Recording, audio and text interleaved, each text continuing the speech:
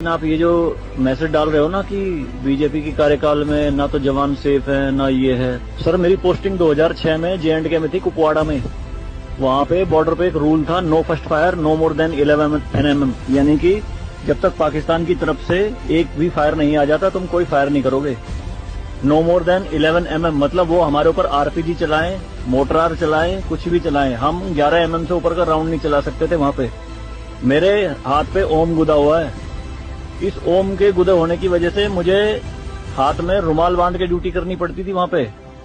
अगर उनको ओम दिख गया ना तो छोटे छोटे बच्चे पत्थर मारना शुरू कर देते थे। और सर श्रीनगर के लाल चौक पे 26 जनवरी के दिन बहुत बड़ा तिरंगा बिछा के जिंदी गाय काटी थी, जिंदी, और जिंदी की खाल उतारी थी सबके सामने, पूरी सेना के सामने। यूनिट खड़ी थी वहाँ पे पूरी, और चक्कू लहरा के खूब बोलते थे, क्यों भाई हिंदुस्तानी कुत्तों, तुम्हारी माँ है ना ये, देखो क्या हाल करेंगे इसका हम।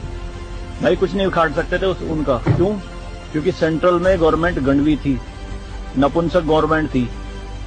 हमारे सर पे चौकी बना ली थी उन्होंने, जो LAC है ना, LOC, उस पे बिल्कुल वहीं 50 मीटर के दायरे में। और रात में बड़े बड़े स्पीकर पे माइक पे बोलते थे पाकिस्तानी रेंजर्स, अरे अपनी बहनों के एक रात के लिए हमें दे दो, क्या हुआ हिंदुस्तानी नपुंसको, चलाओ गोली। कुछ नहीं कर सकते थे उनका। 2014 में जब गवर्नमेंट चेंज हुई तो सेना अध्यक्ष बिपिन रावत साहब जब उनसे मिले तो उन्होंने बताया कि बॉर्डर के हालात खराब है सर, छूट नहीं है जवानों को कुछ भी। तो PM मोदी ने कहा था कि छूट मेरी तरफ से पूरी है, मैं नहीं जाऊंगा वहां लड़ने, तुम जाओगे।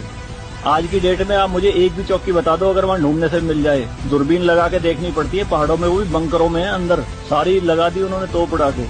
शांति काल में आप 155 mm की बोफोर्स टाइप की तोप नहीं चला सकते, यूएनओ का रूल है। लेकिन 2014 में ये बोफोर्स भी चली J&K में पाकिस्तान की तरफ चौकी उड़ाने के लिए। तो सर ये मत कहिए कि बीजेपी के कार्यकाल में जवान मर रहे हैं, ये हो रहा है।